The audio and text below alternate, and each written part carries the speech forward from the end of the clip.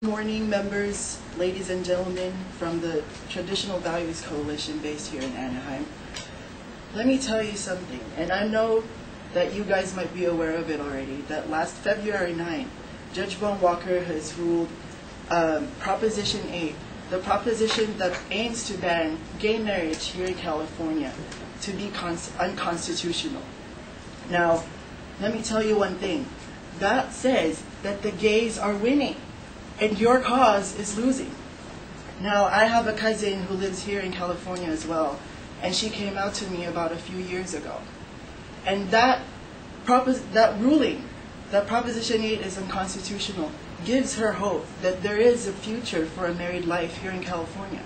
She doesn't have to move anywhere to marry the person that she loves. Now, what I just said to you as members of that group might sound appalling.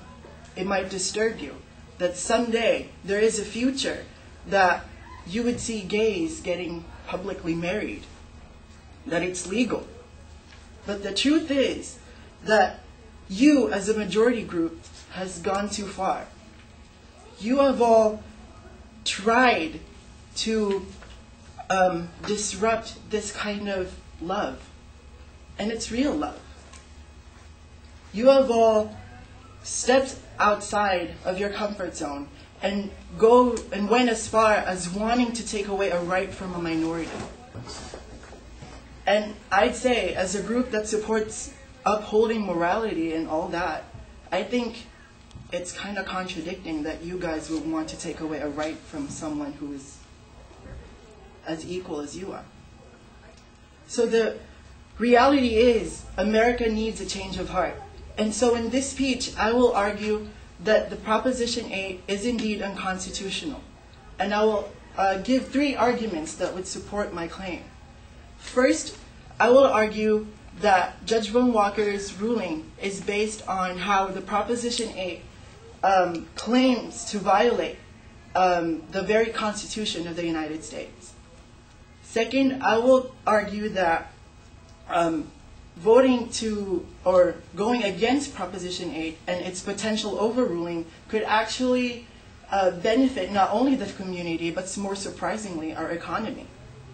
And third, I will talk about what you guys think about homosexuality and what you think about gay marriage, and we will all analyze it together. So first, let me talk about why Proposition 8 is unconstitutional. Molly Dwyer, in her account of the ruling of Judge Von Walker from the Ninth Circuit Court of Appeals of the United States, mentioned that Judge Von Walker saw Proposition 8 as a violation of the Equals Protection Clause of the 14th Amendment. And what is the Equals Protection Clause of the 14th Amendment?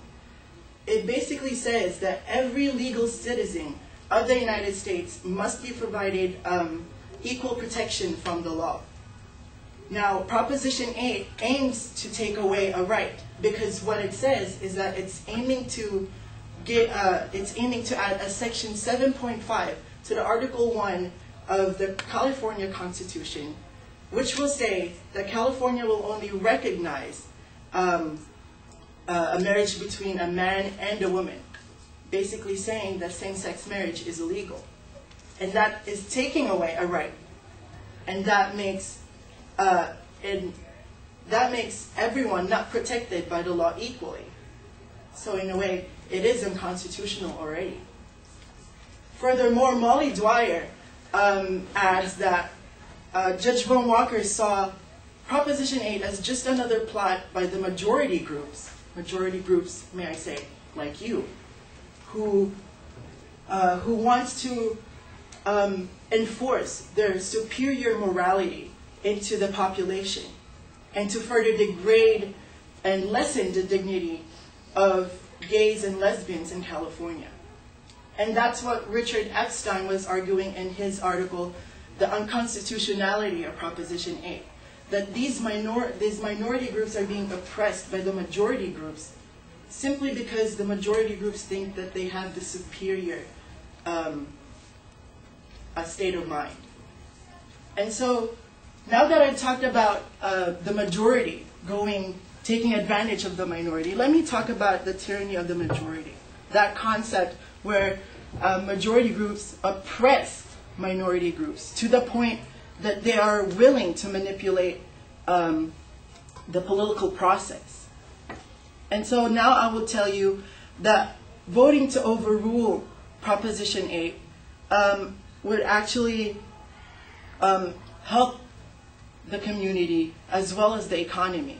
First of all, let me tell you that it is the role of judiciary to actually take away those kinds of propositions, because our founding fathers have designed our government in a way that the judiciary could overrule not only elected officials, but also the voters.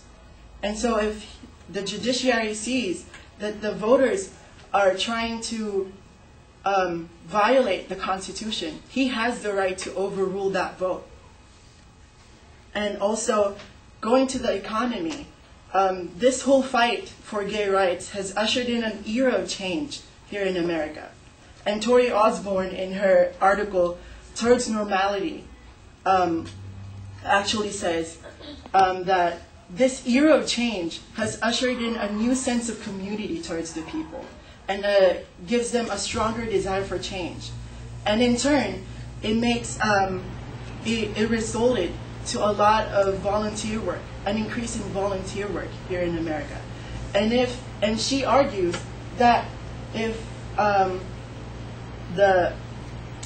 the foundations and different organizations take advantage of this volunteer work, then they would be able to help the government, and the government could be able to refund and take time to make jobs, and then later on increase the economy.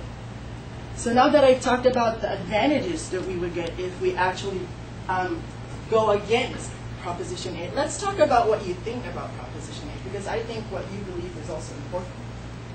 What you said in your website, traditionalvaluescoalition.org, mentioned that it is okay to take away the rights of gays and lesbians because you see gays and lesbians and their marriage thereof as a threat to the moral system of America.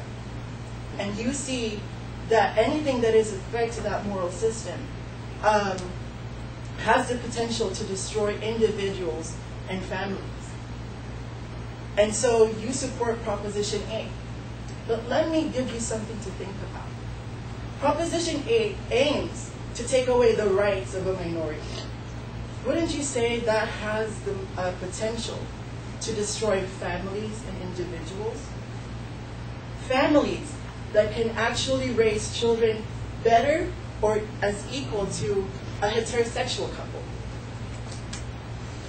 I'd say this is a good day to rethink. So in this speech, I talked to you about why Judge Ron Walker ruled California Proposition 8 as unconstitutional. I've given you the advantages that we're going to get if ever Proposition 8 was ever ruled unconstitutional or taken out completely. And I've talked to you about what you think.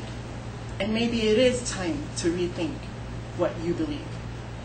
And so I hope that the era of change would be in you guys as well. Because it is inevitable. The gays are winning. And the only thing to do now is to go with the flow. Thank you very much.